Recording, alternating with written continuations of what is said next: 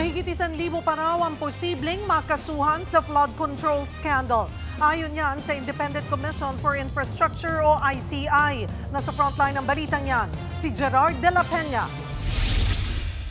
Sa mga susunod na linggo, inaasahan ng Independent Commission for Infrastructure na magsusumite ng dagdag na dokumento ang AFP at PNP na katuwang nila sa investigasyon sa malawakang katiwalian sa flood control projects.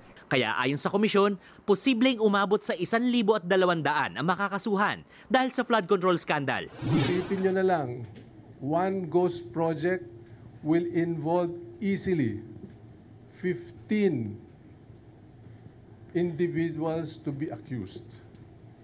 So kung 421 yan, tapos na-limit namin sa 80, because the 80 refers to the projects undertaken by the notorious contractors.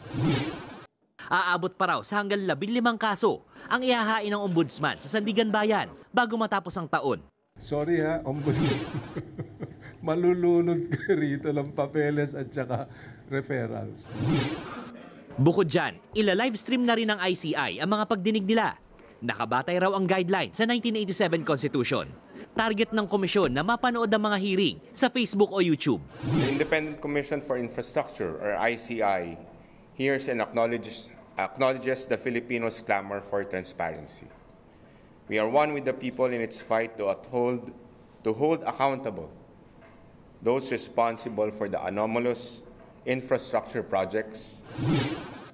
Lahat daw ay papalabas. Maliban na lang kung hihilingin ng resource person ang executive session dahil sa national security o banta sa buhay. Iaanunsyo raw ng ICI kung sino ang dadalo isang araw bago mag-hearing. Nagbabalita mula sa Frontline, Gerard de la Peña, News 5. Mga kapatid, Cheryl Cosing po.